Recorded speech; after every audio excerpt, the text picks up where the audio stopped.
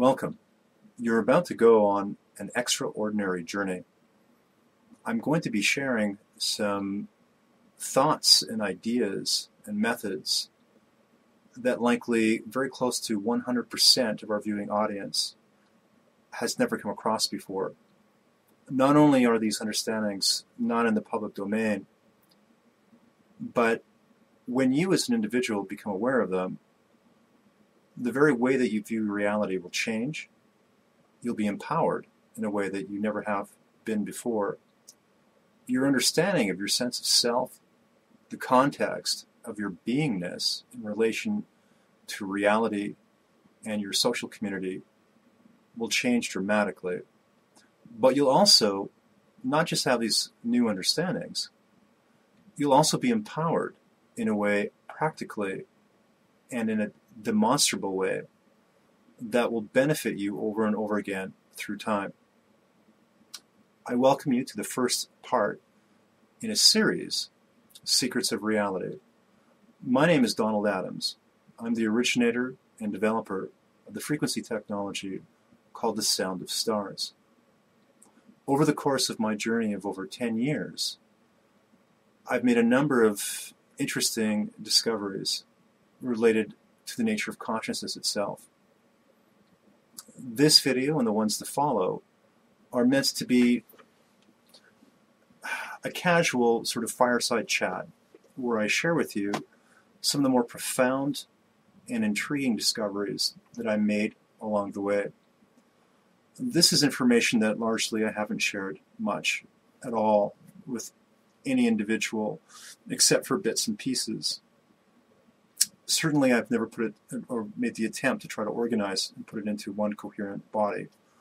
This is a first attempt at that. In this video and the ones to follow, I'm going to be providing citations, references, contextual explanations, and testable practical examples of how you can demonstrate how these findings and discoveries of mine are actually true and function and can be seen to be reliable over time. I'm not going to ask you to believe me outright. My interest is not in proselytization. I'm not trying to convert you to my philosophical belief system.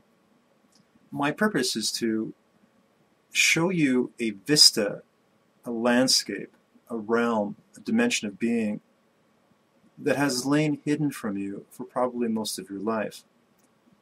And upon your becoming aware of this and seeing it, my next purpose is to actually see you apply certain simple methods and principles to improve the very nature of your life, to improve your sense of self, ultimately to increase your overall well-being, to help in your understanding of things like your life purpose, but in a very practical, concrete way.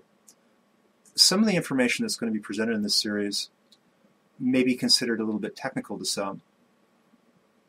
You will need to have a basic understanding of math, but don't let that scare you off. It is not required that you be technically proficient. It is not required that you be great at math. None of the important math that's presented in this video or videos to follow will require anything past a superficial, high school level math capacity.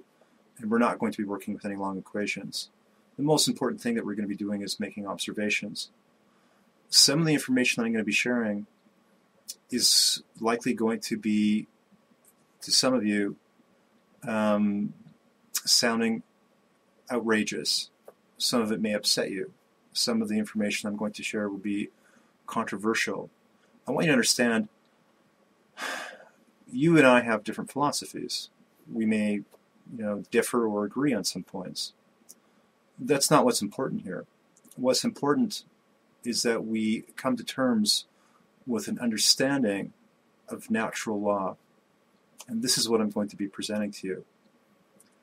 I'm also going to be talking about references and citations to other people's work.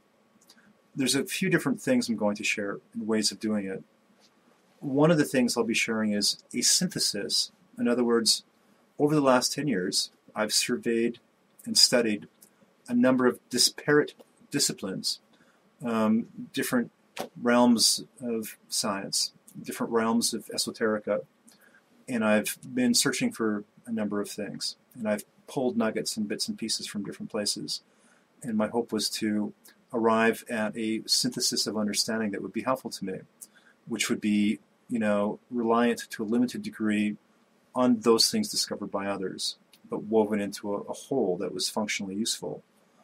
This is one of the things I'll be sharing with you. That synthesis is unique to my own personal interpretation, but it's not something that's simply it's my truth and so it serves me. Rather, it gives us a framework that can serve objectively, that you can test. You can also modify it, but you can see how it will be resilient and stand up and serve you. Separate from that hybridization, that synthesis, are my own unique discoveries. And this is the most important thing that I'll be sharing with you. These will be principles, rules, dynamics, processes, easy to follow steps that you can actually functionally, physically do, create, observe, simply and easily, and benefit from. You'll be able to test the veracity and truth of these observations and see how they work over and over again. In some cases, this may be a little bit spooky. It might even come across as being a little bit magical. Understand that these are natural laws. They're just ones that you haven't been made aware of before. When I was a kid, I went to a dentist, and he was an unusual fellow. And the dentist had a bunch of posters on his ceiling. They were meant to soothe whoever his patients were. But I remember one poster that I saw, and it always stuck in my mind. Never forgot it. It had a huge impact on me. It was just a poster. It was a picture, if I remember correctly, of a little kid holding a fishing rod. And it was a simple caption. And the caption went something like this: "Give me a fish, and I eat for a day. Teach me to fish, and I eat for a lifetime." My purpose here is to teach you to fish. And in this particular part, I'm going to give you a fish. So in a few moments, I'm going to step you through an actual example of something that's a little bit freaky. And you're going to be able to use it right away. And you're going to be able to witness and test it for yourself to see whether it's true or not. This part of the video presentation is free, and it's brief. I'm going to show you an odd example. I'm going to step you through it, and the video will come to an end shortly afterwards. The video that follows this, I'll be putting together, will be longer, and it will describe much more of the meaning, the why. What does it all mean? What's actually happening? I want you to understand something. The example that I'm about to show you, and I'm going to be using a spreadsheet, I'm going to be talking about an event, and you're going to follow along with me, and it won't last that long. It will be a few moments. It might look like it's a bit of an oddity, and probably when you're watching it and stepping through it, you'll be able to go, oh yeah, that sounds familiar. I can recognize something similar that I've gone through. Probably most of you will have memories or recollections of odd phenomena that you can look back and see how that maybe plugs in here. This case is different, however, because not only am I going to step you through an example of a phenomena, and by the way, the example that I'm showing you isn't something I made up. The phenomena that I'm going to show you actually happened. It really did occur. The difference was I knew what to look for. I had an idea as to what was going on, and I knew some simple combinations to utilize. For those of you that might be familiar with ancient history, there is a few different notions that float around, that some of the ancients understood what they called secret combinations. And there were different opinions on this. Some people thought that these mythical characters like Nimrod and Isis had like words of power, or they had some, they're literally called secret combinations. Whether or not they were dabbling in dark, sinister forces, I mean, that's not my concern. What I'm certain of is whether they were doing, voodoo or not, they had an understanding likely of neutral, natural laws that they were aware of and probably the masses didn't, and they took advantage of it. I don't find that fair, and I don't find that just, that good-hearted people that are ignorant of these natural laws must suffer because of their ignorance. And so what I'm going to do is I'm going to show you briefly a very simple example of something phenomenal. And again, it's just an example.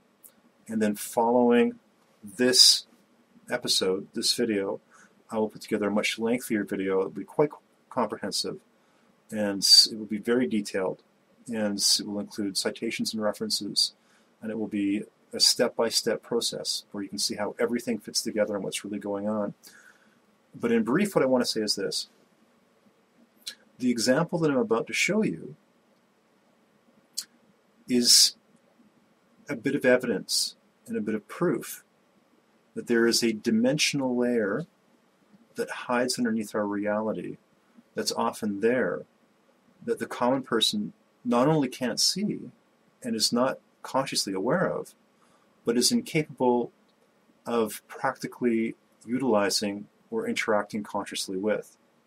So what that basically means is that the average person that lacks this understanding, that lacks this information, is at the whim of unseen forces and can be brutalized by them, or can suffer from that lack of understanding them.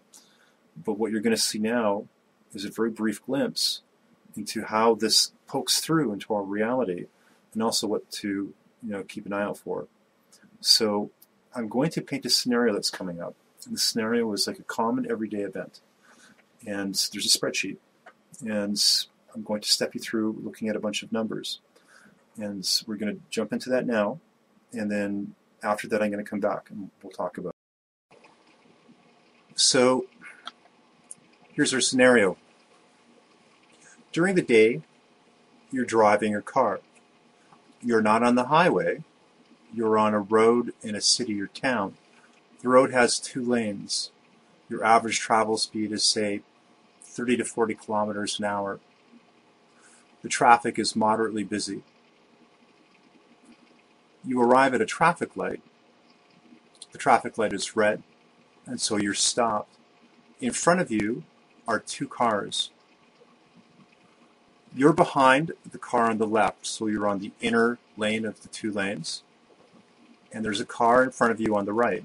You notice their license plates.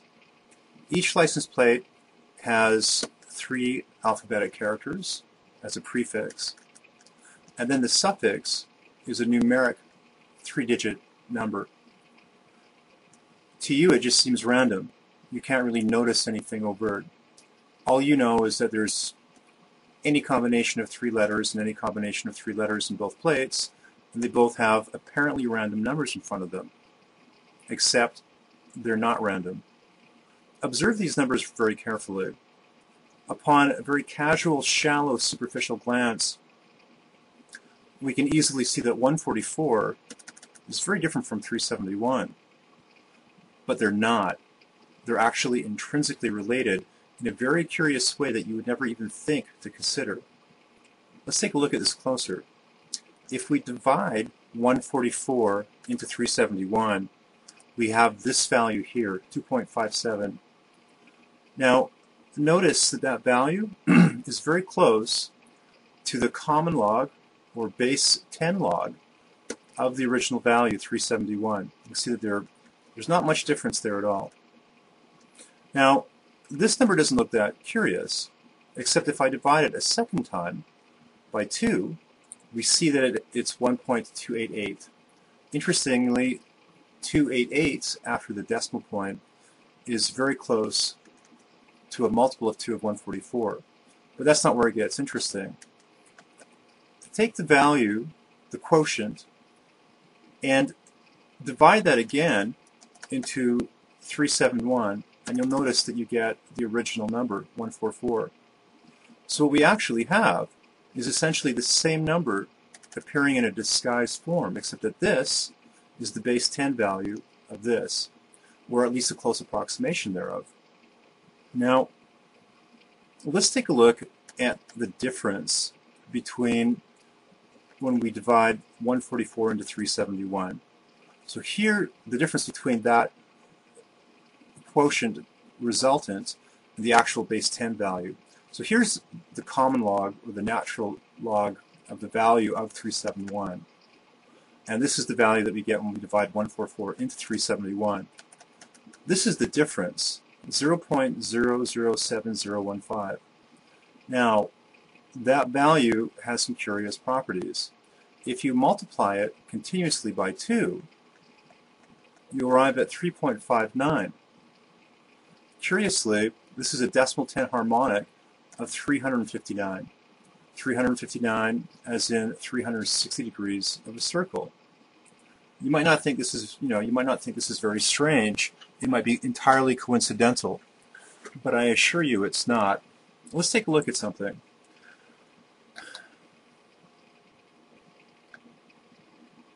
This is a fellow named Dr. Al Larson. He has a PhD in electrical and computer engineering.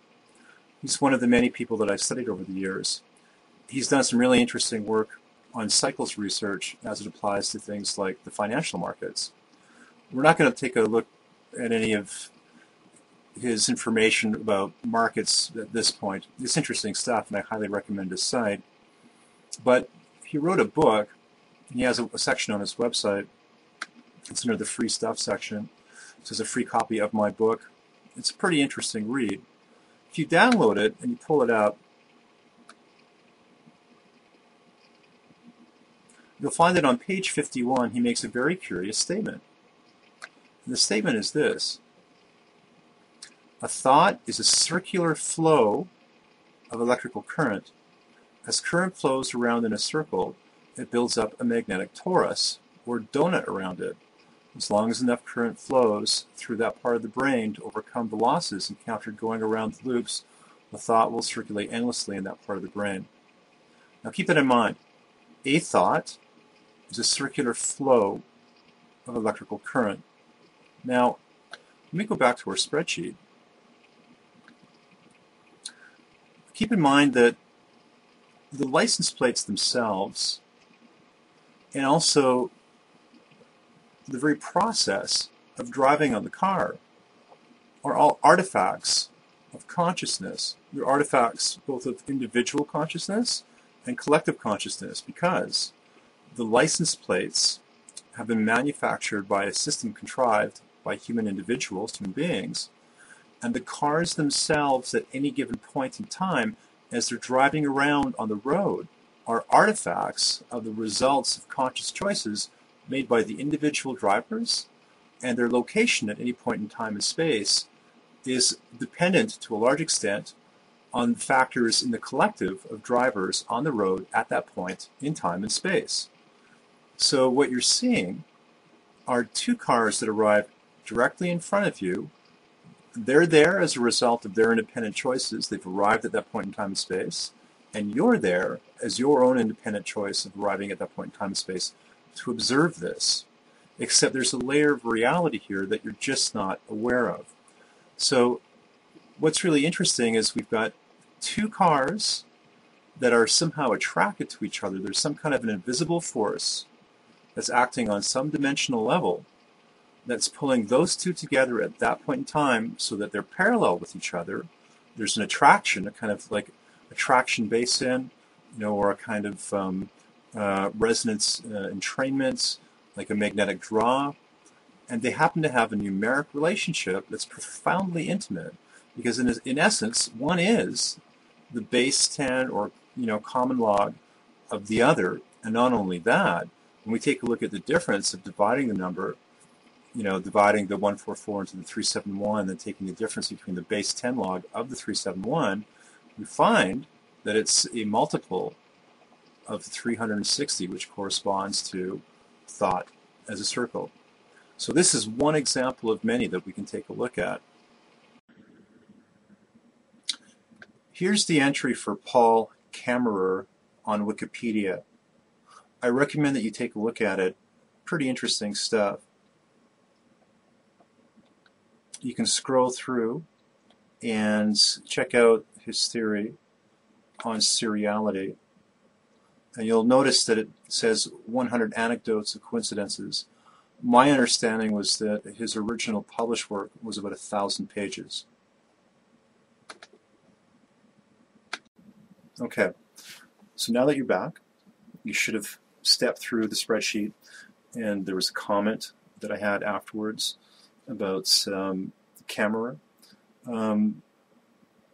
There is a kind of underlying framework and pattern, and set of patterns that are occurring. They're dynamic, and there are certain kinds of rules or laws at play. By understanding what those laws and rules are, you can begin to make sense out of what before would have seemed like weird coincidence. And not only when it happens, but you can have a greater sense of, personal, positive, healthy control in advance.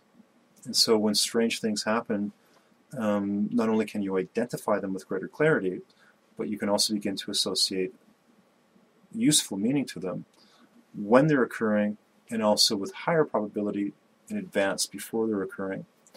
We looked at a single event. Now, what I want you to imagine is, consider if you had gone through a day and there were a series of events that were going on, and instead of you being unaware or ignorant of what the mathematical and numerical principles were, you were able to watch things unfold in front of you with an X-ray vision. So you wouldn't be just looking at a single occurrence of doing some, log 10 calculations in the license plate, but you now would be looking at your environment in a completely different way. And that includes the relation of you to your environment, locally, macroscopically, globally, etc. So what I'm going to do is follow up with this video with about roughly an hour talk, maybe somewhere around an hour. We're going to get into some really nitty-gritty stuff. And it's going to be a journey through scientific exploration. We're going to take a journey into ancient history. We're going to tie all these things together and start to build an incredible awareness and understanding within you of some of these principles. There will be a fee for that because it takes me time to put this all together. I'll probably charge $49.97 for that. And the video is in production now.